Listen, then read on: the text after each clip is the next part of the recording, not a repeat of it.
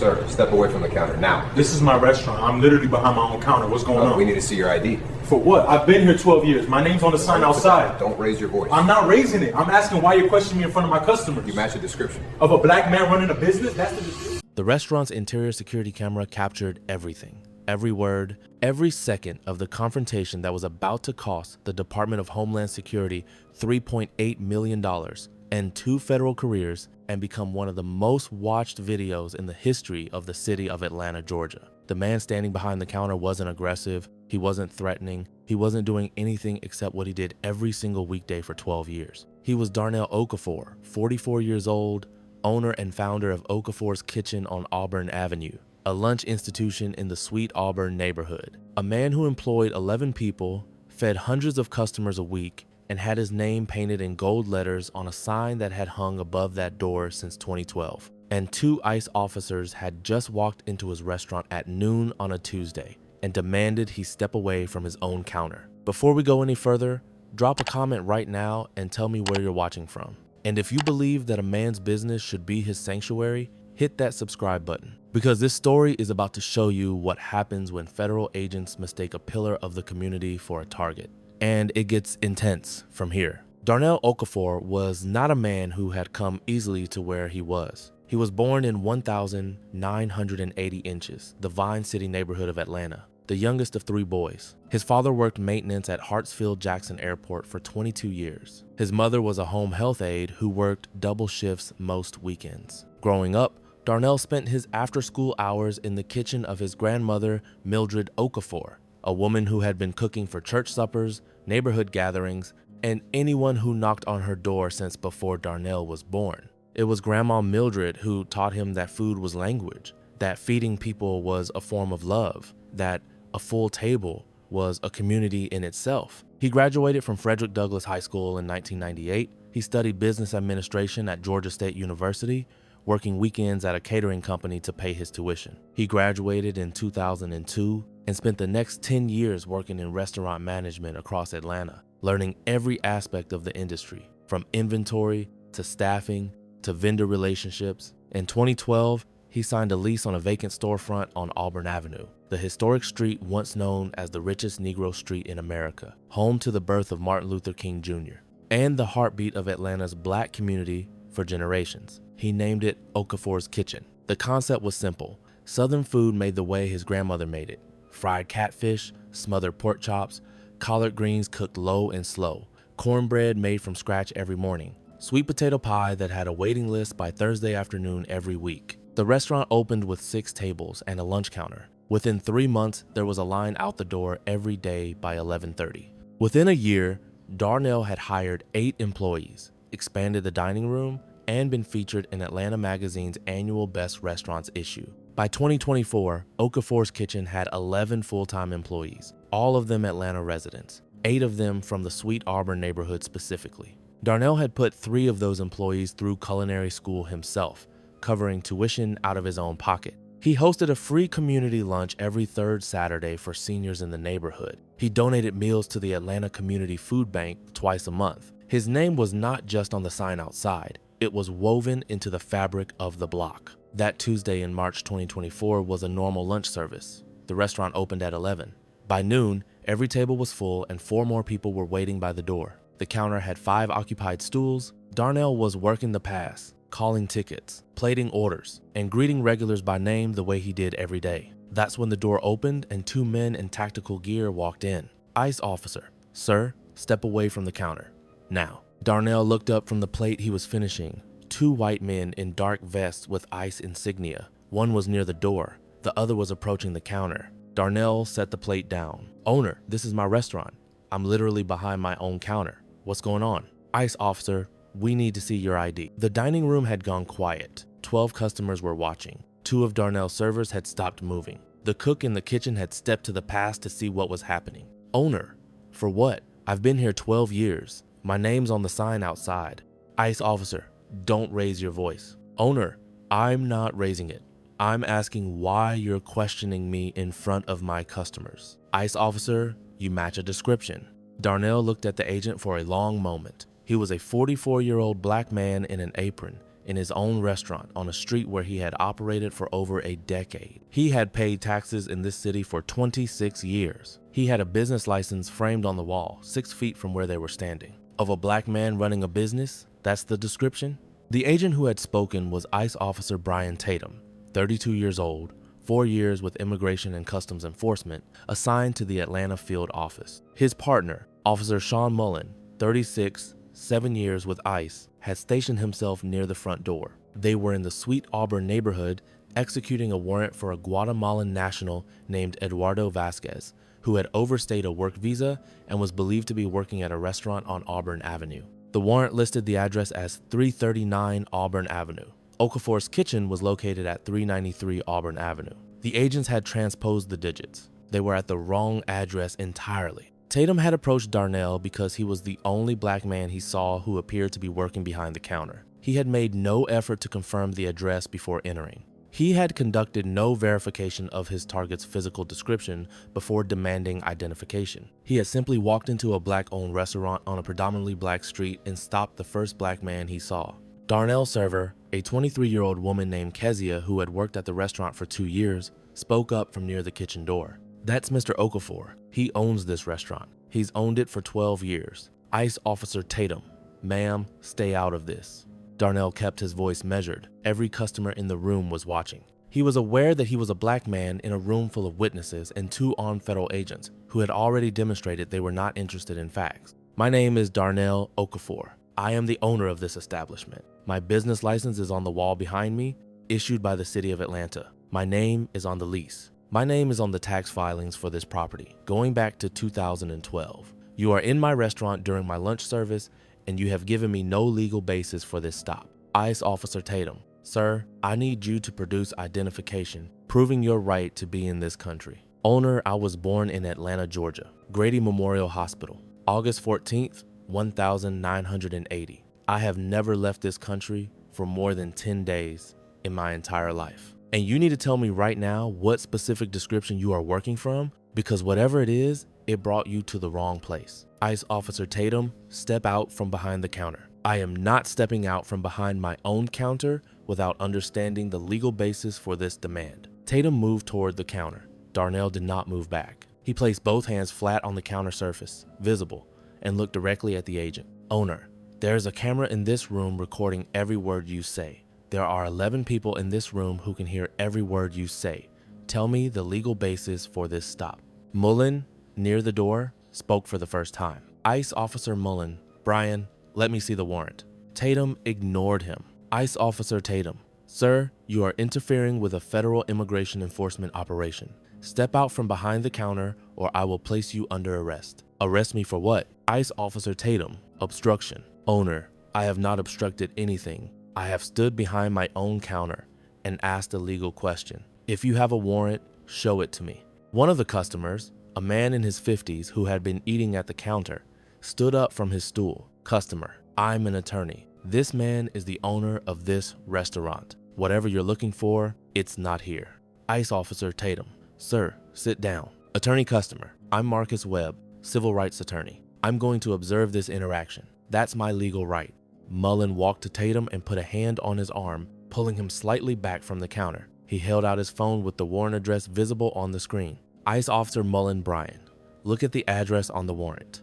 Tatum took the phone, he looked at it, he looked at the number above the restaurant door, he looked at the warrant again. His face changed. He had been at the wrong address for 6 minutes. He had detained a business owner, disrupted a lunch service, frightened customers, and threatened to arrest a man for standing behind his own counter in his own restaurant. And every second of it had been captured on camera. "ICE Officer Mullen, Mr. Okafor, I apologize. We have the wrong location. We're going to leave." "Owner, you're not just going to leave. You walked into my business. You demanded my papers. You threatened to arrest me in front of my customers. Before you go anywhere, I need your names and badge numbers. Both of you." Tatum gave his name and badge number without meeting Darnell's eyes. Mullen did the same. "Thank you. You'll be hearing from my attorney." The 2 agents left. The dining room was silent for 5 seconds. Then Marcus Webb, the attorney who had spoken from his stool, walked to the counter.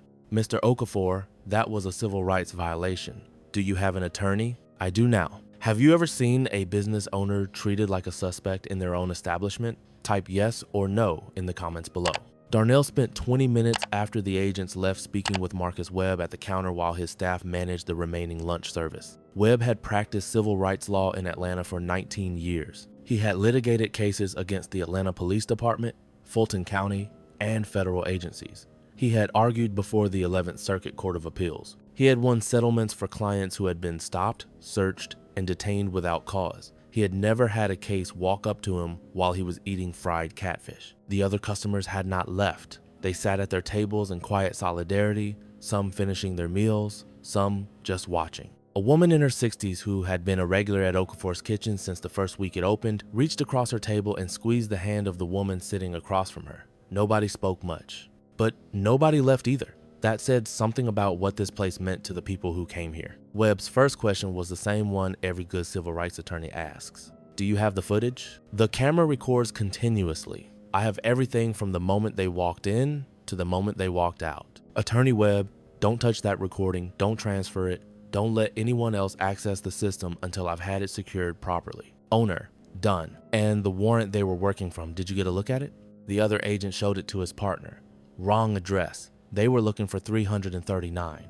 We're 393. Webb was already writing notes on a napkin. Attorney Webb, transposed address. That means they had no legal authority to enter this premises at all. Everything that happened in here was outside the scope of any valid warrant. That's not just a mistake. That's a constitutional violation. Darnell closed the restaurant 90 minutes early that day. His staff gathered in the dining room after the last customer left. He explained what had happened calmly and thoroughly. He told them their jobs were not in jeopardy. He thanked them for how they had handled themselves during the incident, particularly Kezia, who had spoken up clearly and calmly when it mattered. He told them to document their own accounts of the incident in writing, in their own words, before they went home that evening. 3 of his 11 employees were undocumented immigrants. Darnell did not know their status and did not ask, because under Georgia law, he was not required to, and because he believed their work spoke for itself. The ICE visit had terrified them. One had hidden in the walk-in cooler for the final 10 minutes of lunch service, too afraid to come out until he heard the agents leave. 2 of them called in the next morning, too frightened to return. Darnell drove to those 2 employees' homes personally. He sat with them in their living rooms. He listened. He connected them with an immigration attorney he paid for out of his own pocket. He told them their jobs were waiting when they were ready to come back. Both were back at work within 4 days. That evening, he sat at his kitchen table at home and wrote a detailed account of everything that had happened. Times, names, badge numbers, exact words. He had spent 12 years building a business, and he was not going to let one Tuesday destroy what that business stood for. The complaint was filed the following morning. A formal civil rights complaint with the Department of Homeland Security Inspector General and a separate complaint with the Department of Justice Civil Rights Division. Marcus Webb filed both personally. The restaurant security footage was submitted as evidence. The footage showed 6 minutes and 43 seconds of federal agents in a private business they had no legal authority to enter, demanding documentation from a citizen who had committed no crime and matched no legitimate description. The story reached local media within 48 hours. WSB-TV Atlanta ran the footage that Thursday evening. By Friday morning, it had been viewed 1.2 million times on social media. By Sunday, over 4 million. The footage was clear. You could see Darnell's hands flat on the counter. You could see the calm in his face even as the agent threatened arrest. You could see the moment Mullins showed Tatum the wrong address on the phone. You could see Tatum's expression change. And you could see a black business owner refusing to be reduced to a suspect in the place he had built with his own hands. The political response was immediate. Atlanta Mayor Andre Dickens called for a full federal investigation. Georgia Congressman Hank Johnson, a member of the House Judiciary Committee, called the incident an outrage and requested ICE answer formally to Congress within 14 days. Both Georgia U.S. senators issued statements condemning the action. The DHS Inspector General opened a formal investigation within 5 days of the complaint being filed. Do you think what happened to Darnell could happen to anyone running a business while black? Tell me in the comments. The IG investigation ran for 9 weeks. Investigators interviewed Tatum and Mullins separately and multiple times. They interviewed Darnell, his staff, and 3 customers who had been present, including Marcus Webb. They reviewed the complete warrant documentation, the field operation briefing records, and all communications between the agents and their field office on the day of the incident. What they found went beyond a simple address error. The warrant had been issued for 339 Auburn Avenue. The correct address had been in the briefing document that both Tatum and Mullen signed off on reading that morning. The transposition error was not a clerical mistake from the warrant itself. It was a field error. Tatum had written the address on his notepad incorrectly during the briefing and had not verified it against the warrant document before entering the premises. But the investigation found something more troubling than the address error. Tatum's recorded interactions with Darnell showed that he had made no attempt to verify his target's physical description before demanding identification. The target named on the warrant was a 31-year-old Guatemalan man, 5'6", approximately 140 pounds. Darnell Okafor was 6'2", 210 pounds, and 44 years old. The agents had entered a black-owned business on a majority black street and immediately stopped a black man, not because he matched their target's description, but simply because he was there. The IG report's conclusion was direct and unambiguous. The entry into Okafor's kitchen was unauthorized. The stop and identification demand were unconstitutional. The threat of arrest was without legal foundation, and the decision to target Darnell Okafor specifically demonstrated a pattern of decision-making consistent with racial profiling. The report also examined Tatum's broader record. Over 4 years with ICE, he had conducted 39 field operations in the Atlanta metro area. In 26 of those operations involving entry into a business, the initial contact had been with a black male employee or owner, despite the warrant target being of Latin American origin. His supervisors had never flagged or reviewed this pattern. ICE officer Brian Tatum was terminated on May 19, 2024. The termination letter cited unauthorized entry into a private business, conduct of an unlawful stop, racial profiling, threatening an unlawful arrest, and a documented pattern of racially disparate enforcement actions. ICE officer Sean Mullen received a 30-day suspension without pay and a formal letter of reprimand for failure to correct his partner's conduct in real time, despite having the warrant information that would have prevented the entire incident.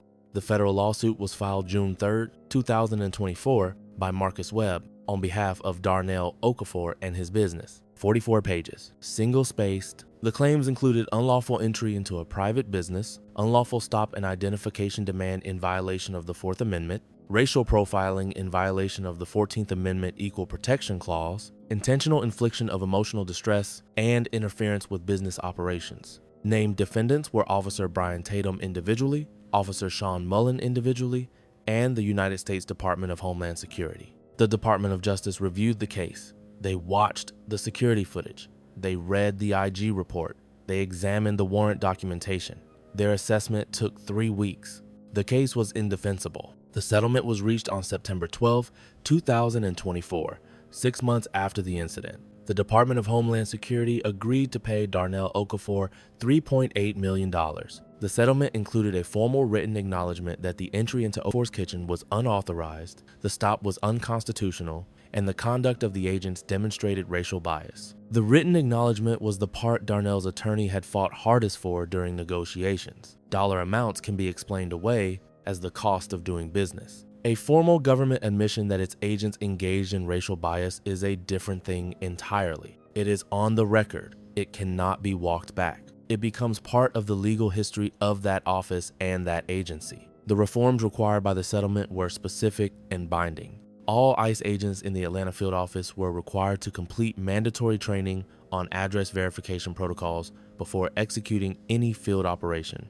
A dual verification system was implemented requiring 2 agents to independently confirm the operation address before entry. Mandatory implicit bias training was required for all Atlanta field office personnel. The office was subject to quarterly review by the DHS Inspector General for 3 years. Several of those reforms were adopted by ICE field offices in Tennessee, Alabama, and South Carolina as well. Darnell used the settlement to secure the future of his business and his community. He paid off the remaining balance on his commercial lease, which he converted to ownership of the building. He established a small business legal defense fund specifically for Black-owned businesses on Auburn Avenue, providing free legal consultation for any owner who experienced a civil rights violation. He endowed a culinary scholarship at Atlanta Technical College in his grandmother Mildred's name, and he put new gold letters on the sign outside. the same ones that had always been there, Okafor's kitchen. At a press conference on the steps of his restaurant the day the settlement was announced, Darnell spoke for less than 5 minutes. His 11 employees stood behind him. The block was packed. "Owner, I built this restaurant with my hands and with recipes my grandmother gave me. I've fed this neighborhood for 12 years. I've hired from this neighborhood. I've invested in this neighborhood." And 2 men with badges walked in here and decided that a black man behind a counter needed to explain himself, needed to prove he belonged, needed to justify his presence in a place that had his name on the door. He paused. "I want every black business owner in this city to know that what happened here was wrong, legally wrong, constitutionally wrong, morally wrong, and it was fought and it was won, because you can fight it. You have the right to fight it, and you should." Brian Tatum never worked in law enforcement again. His termination for cause, combined with the civil rights findings against him, made him unemployable to any federal, state, or local agency. He gave no interviews. His union filed a grievance on his behalf challenging the termination. The grievance was reviewed and denied within 30 days. The review board cited the security footage, the IG findings, and the warrant discrepancy as collectively providing overwhelming documentation of misconduct. The union declined to pursue the matter further. Mullen completed his suspension and was transferred to administrative duties. He has not participated in field operations since the incident. The security footage from Okafor's kitchen has been shown in federal law enforcement training programs in 6 states. It is used as a case study in what unauthorized entry and racial profiling look like in a non-traffic enforcement context. It demonstrates that civil rights violations don't only happen on roadsides. They happen at lunch counters too. What's your biggest takeaway from this story? Drop it in the comments below. And if this opens your eyes to what black business owners face, make sure you're subscribed, because we are going to keep telling stories that need to be heard. Darnell Okafor had something that most people who experience this kind of encounter don't have. He had a camera, he had a business license on the wall, he had a restaurant full of witnesses, he had an attorney eating catfish at his counter, and he had 12 years of a community that knew his name. And he still had 2 federal agents walk in and demand he prove he belonged. Think about the business owners who don't have cameras, the ones who get shaken down in back offices with no witnesses, the ones who comply out of fear and never file a complaint because they don't believe anyone will listen, the ones whose employees are undocumented and who can't risk drawing any more attention to their workplace than has already been drawn. Racial profiling in immigration enforcement doesn't announce itself as racial profiling. It announces itself as a description, as a tip, as a field judgment call. And it disproportionately lands on black Americans who have never had any connection to immigration enforcement, who were born here, who built here, who belong here, in every sense that matters. Darnell stood behind his counter and asked a simple question. Of a black man running a business, that's the description? It was the right question. And the answer that came back through the legal system was the right answer. That description is not reasonable suspicion. That description is bias, and bias has consequences. Not every business owner who gets treated this way has a Marcus Webb eating at their counter. Not every incident gets captured on camera at the right angle. Not every complaint makes the news, but this one did. And the money, the termination, the reforms, and the acknowledgement that followed sent a message. Your business is yours, your counter is yours, and no one has the right to make you prove you belong in the place you built. Thanks for watching all the way through. If this story moved you, share it with a black business owner you know. Hit subscribe and drop a comment. Would you have stayed as calm as Darnell did? What would you have done? See you in the next one.